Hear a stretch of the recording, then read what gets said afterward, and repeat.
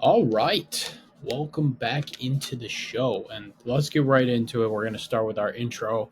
I'm going to list my top 10 quarterbacks for the year 24-25. I mean, flat out crazy year.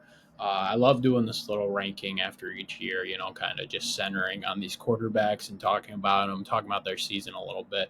We got Liam coming on in a second to talk about NFL off season and NFL season, just kind of the recap of it all. So I kind of wanted to get this top 10 quarterbacks list out in the air. So let's talk about it.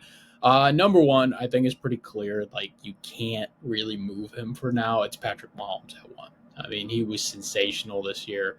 Again, I mean, he was seventh in the league in passing yards.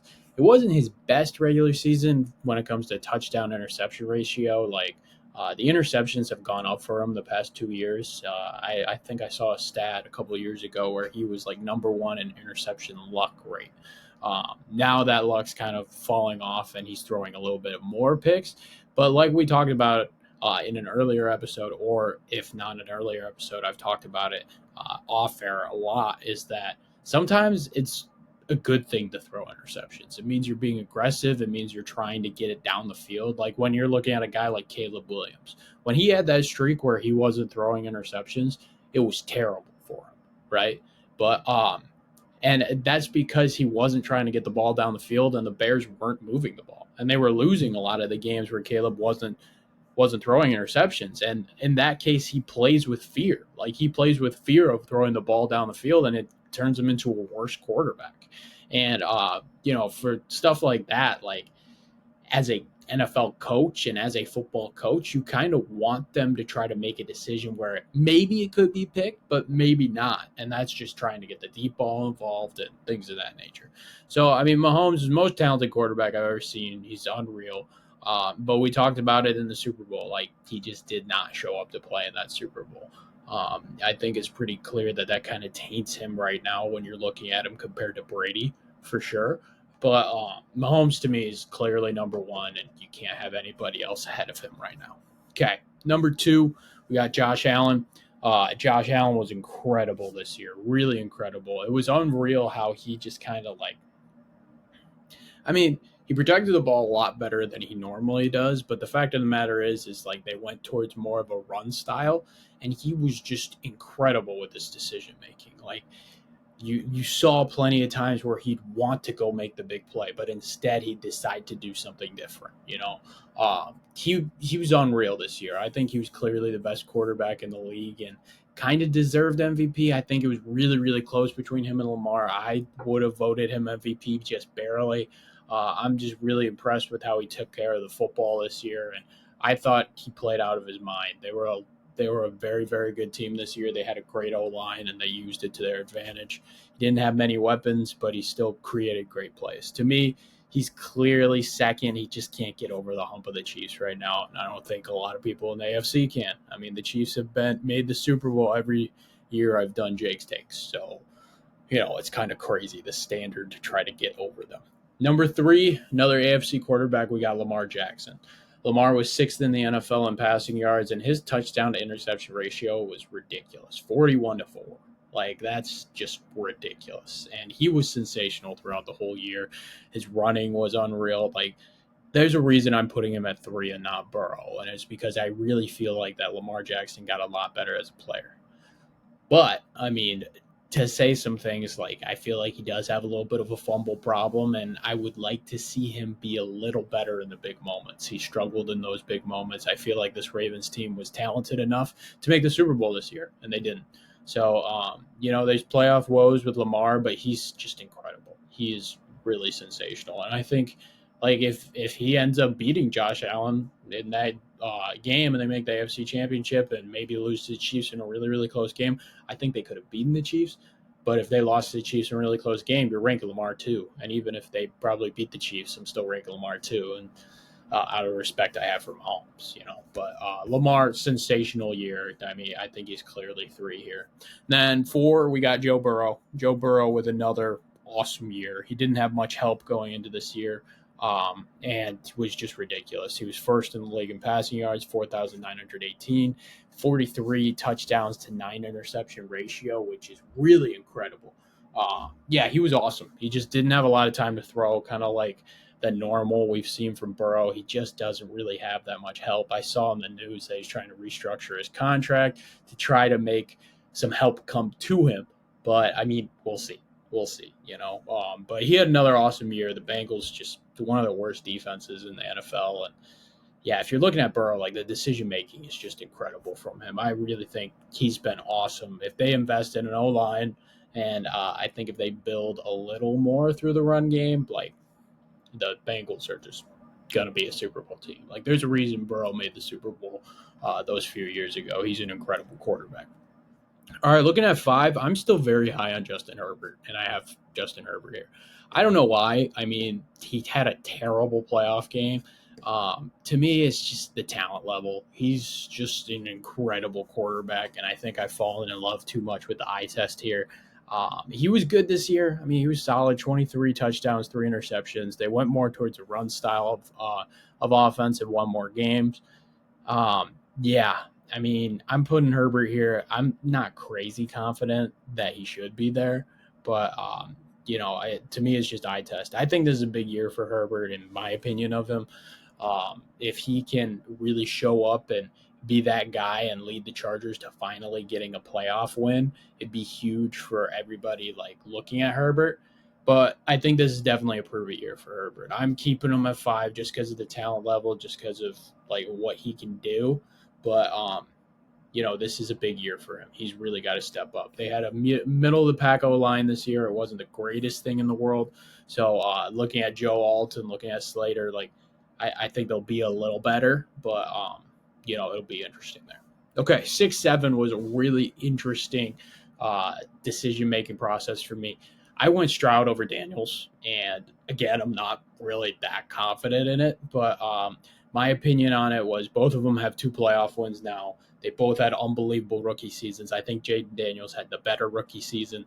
To me, the Texans have a bottom 3-0 line, and Stroud just carried that team the best he could. His stats were not the greatest. He was at 3,727 passing yards, 20 touchdowns to 12 interceptions. It wasn't great. But as you could tell from that Chiefs game, he had no time to throw throughout the whole year. Like, if his first option was there, it was really hard for him to move up to the pocket and try to find a second option before he was out of time. And, he wasn't the greatest. And I think we expected a little more from the Texans. But the fact of the matter is in the playoffs, they lost to the 1-seed Ravens and the 1-seed Chiefs. The Chiefs made the Super Bowl. The Ravens choked that game to not make the Super Bowl. Probably should have been a Super Bowl team. Last year, that is. So looking at it that way, like those 2 losses are losses like you should have. And then he's got 2 wins in the playoffs. So to me, I mean, I'm impressed with what CJ Stroud did this year. He got the win over Herbert this year as well. So looking at it that way, that's part of the reason I put Stroud there. 7, Daniels. Daniels was unreal. 25 touchdowns, 9 interceptions. Like I said, the best rookie season I've ever seen. Like, it was just sensational. So looking at it that way, I think part of me was the bias of that I can't rank rookie quarterbacks crazy high. I just can't do that. I ranked Stroud pretty high last year, but like I don't know. Like Daniels was unreal. He was unreal. The fact that they made the NFC Championship game is crazy. I think it rubs me the wrong way a little bit that he beat the Lions, and that might be why I'm ranking him 7th. Maybe it's biased. I don't know. But yeah, he was incredible this year. The fact that they made the NFC Championship unreal. And even though the Eagles kind of killed him, he played great. He played unbelievable. He's making the right reads. He's creating things for their team. And it's just really, really impressive to me. His ceiling is super high, and he's going to continue to get better. So very, very high on Daniels. I'm ranking him 7 right now. Number 8, I got Jalen Hurts.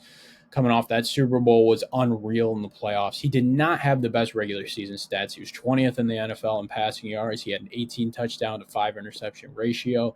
I mean, like, just a ridiculous playoff run, first of all. But the only thing that's putting him 8th, even though they just won the Super Bowl, is the fact that he was just so inconsistent before that. There was just the inconsistencies in the regular season. And that's the reason I'm ranking him 8th. And he has the best supporting system in the NFL by far. So to me, like, it's like, okay, I expect a little more from you, especially a guy that was an MVP candidate.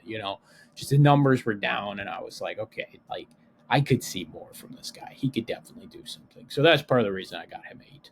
Okay, 9, we're going Matthew Stafford. Stafford was unreal near the end of the year. He had 3,762 passing yards. That ranks him 13th. His touchdown to his interception was 20-8.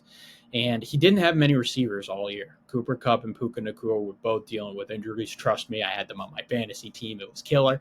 But the fact of the matter is they were still finding ways to do stuff. They were struggling until Puka came back and Cooper Kupp came back. And right as they came back, I was like, okay, this team is legit when they have these two.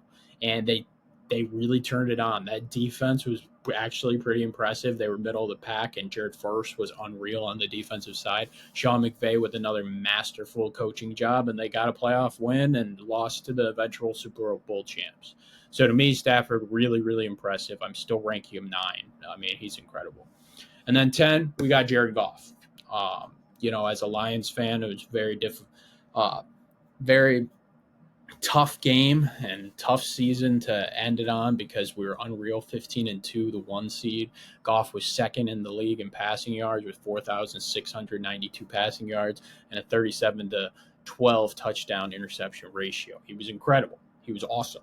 But looking at it, like it was a really, really impressive year, and Ben Johnson was putting stuff in the right spots. And I mean, it's the same argument I got with Hurts. Like, he has all the pieces.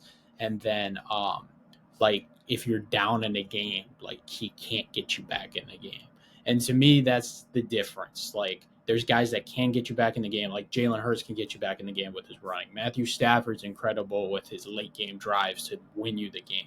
Jaden Daniels can get you back in the game with his running and his passing. CJ Stroud, same way. Justin Herbert, same way. Joe Burrow. All these guys beforehand can get you back in the game. And that's the thing with Jared Goff is, like, he can try, but everything has to work perfectly. He's got to get defensive stops. He's got to make plays. The other 9 quarterbacks I listed could probably beat you in a shootout. Jared Goff is the only one, like, I'm not sure of. And that's what I talked about when we talked about Lions, is the fact that, like, I don't think Jared Goff can win a shootout for us. I don't think he's there. And, like, if we get down 14, like, can you make that comeback when we're not getting defensive stops? It's a difficult ask, and a lot of people can't do it. But to me, like, Goff's still a top 10 quarterback. He's still unreal. As a Lions fan, I still want him. I love him because it's hard to get these other 9 guys that are just that good. So to me, Jared Goff, unbelievable season, but it doesn't put him as at tier 1 of quarterbacks or even tier 2 of quarterbacks. All right, let's get to Liam.